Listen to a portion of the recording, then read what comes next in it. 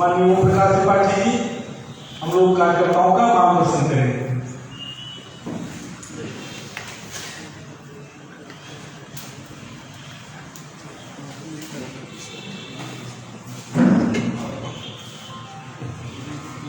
लोकतंत्र रक्षक अभिनंदन सेनानी अभिनंदन समारोह के सम्मानित अध्यक्ष भारतीय जनता पार्टी प्रतापगढ़ के जिलाध्यक्ष आदरणीय हरिओम मिश्रा जी, कार्यक्रम में पधारे पूर्व सांसद माननीय राजकुमारी रत्ना सिंह जी,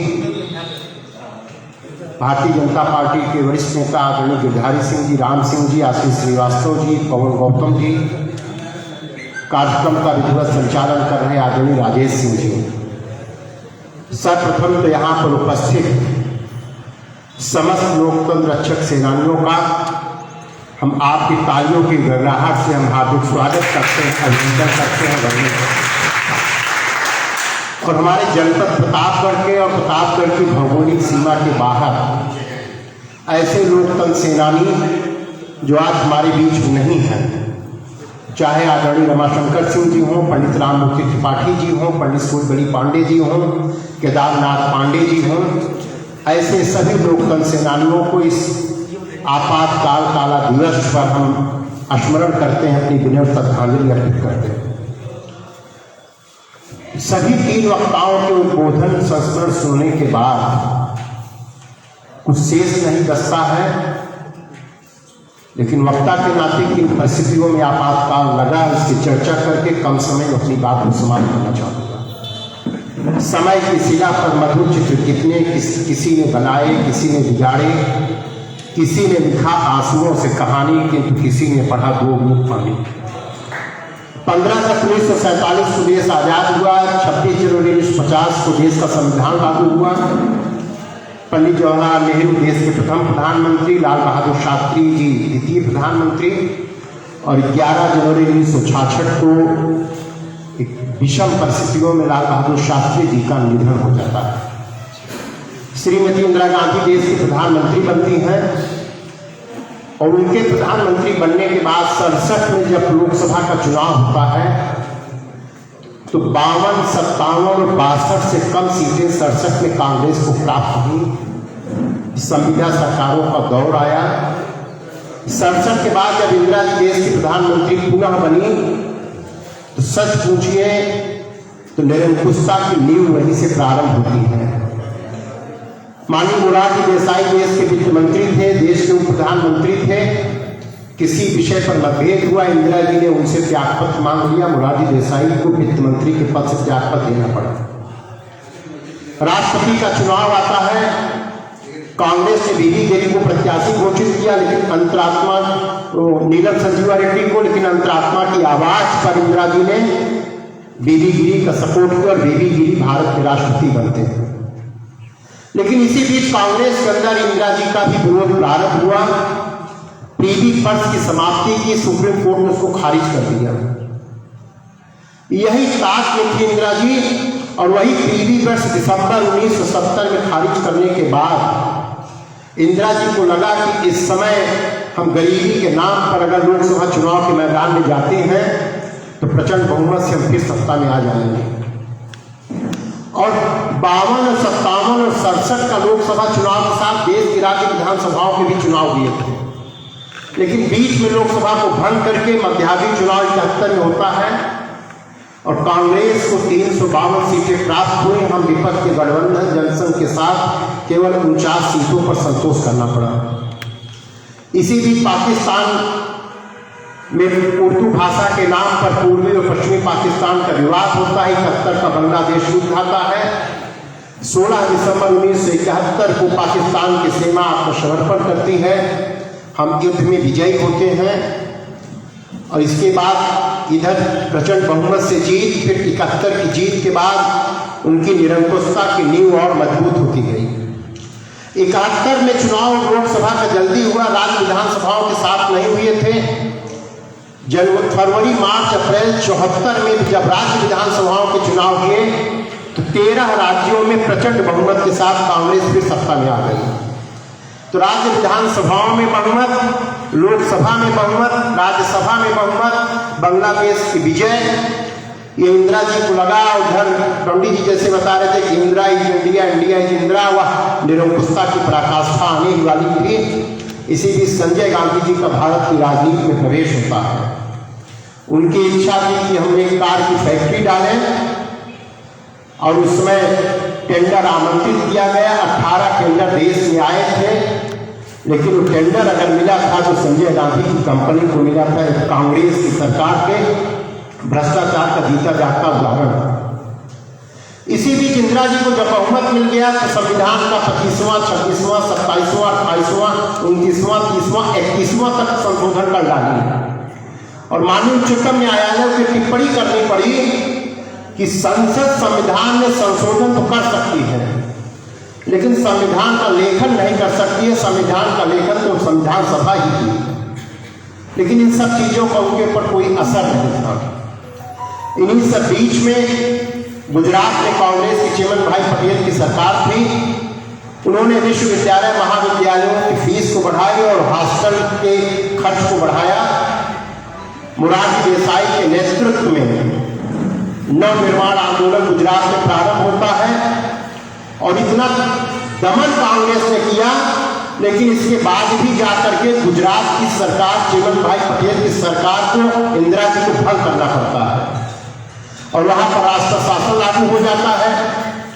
इसी बीच बिहार सरकार ने भी इसी तरीके का प्रयोग किया और उस प्रयोग में जब तत्कालीन नेताओं ने प्रारंभ किया, हमारे माननीय सुशील मोदी जी थे और बिहार वालों ने लोकनायक जयप्रकाश जी को आमंत्रित किया उस बिहार के आंदोलन में।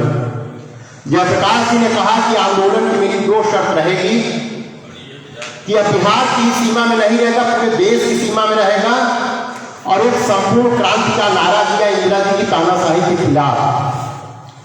फिर गुजरात की विधानसभा भंग की, संपूर्ण क्रांति का नारा प्रारंभ होता है। वसंत की ऋतु में मार्च 74 में जेपी का एक बहुत बड़ा दिल्ली के मैदान में जनसम्मेलन संवाद होता है और वहीं से संपूर्ण क्रांति का नारा देते हैं रामधारी सिंह दिनकर की पंक्तियों के साथ कि सिंहासन खाली करो कि जनता आती है। इन सारी परिस्थितियों चल ही रही थी कि 12 जून 1975 को 3 घटनाएं ऐसी घटित हुई इंदिरा जी के साथ।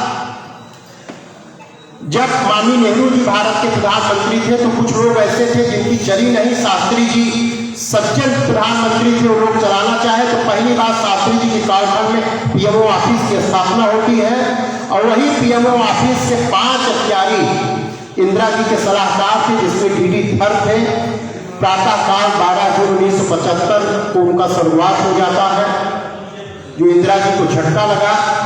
दोपहर में जो गुजरात की विधानसभा भंग थी उसका परिणाम आता है और कांग्रेस का गुजरात से सफाया हो जाता है।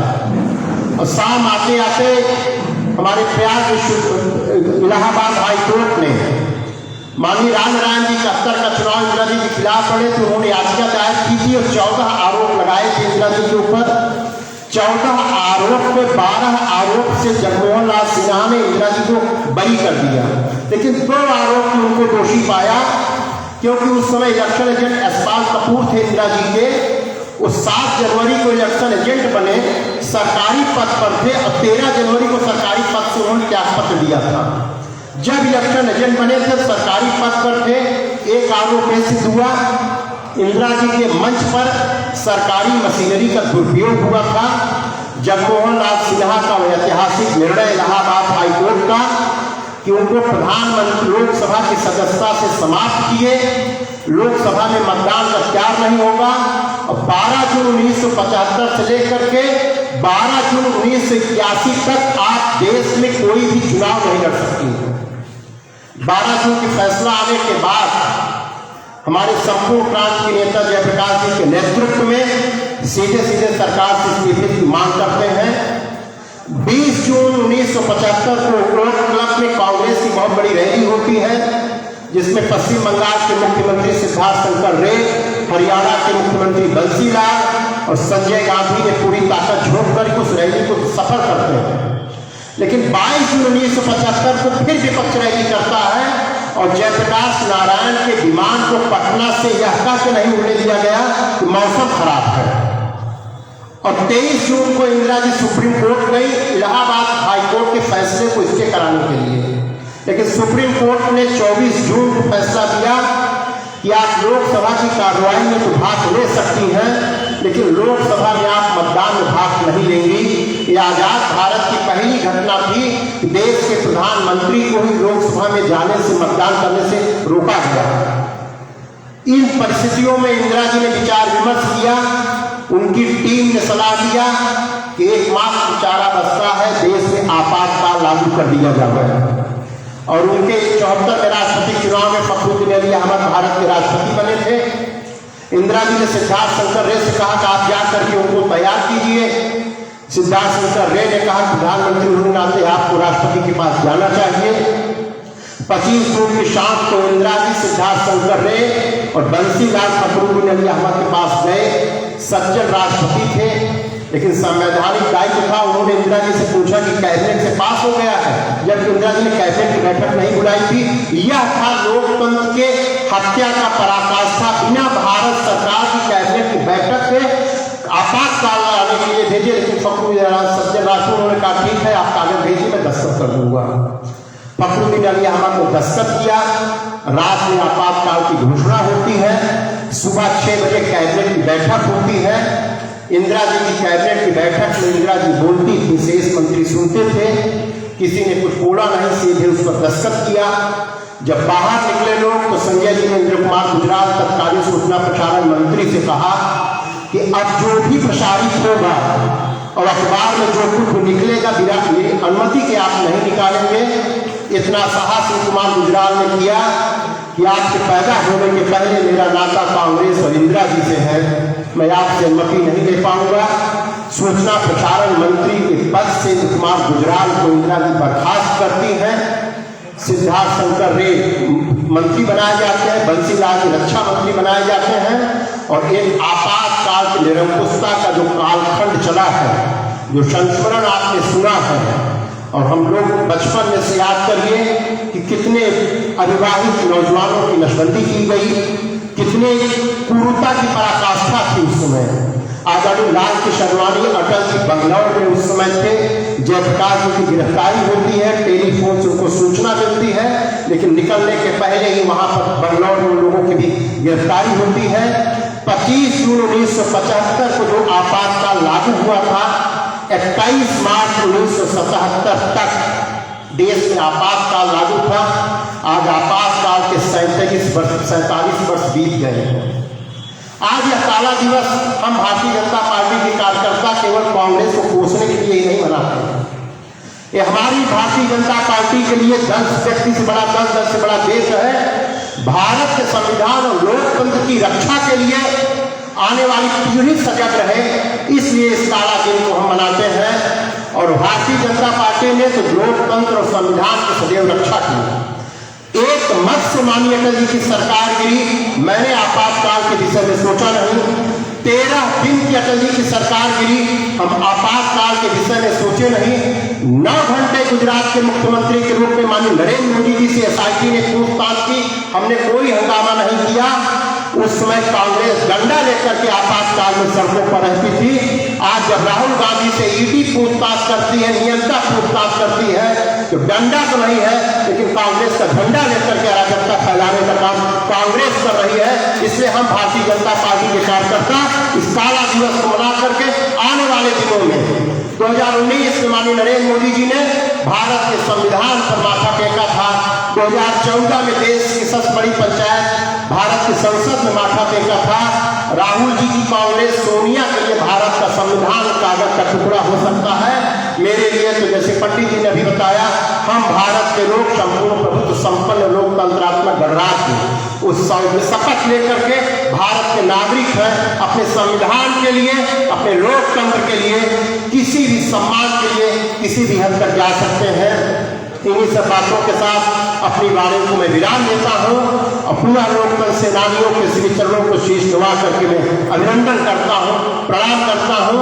कार्यक्रम के सम्मानित अध्यक्ष जी को और प्रभारी आदरणीय राजेश सिंह जी को इस बेहतरीन अच्छे कार्यक्रम आयोजन के लिए धन्यवाद देता हूँ। जय हिंद, जय भारत।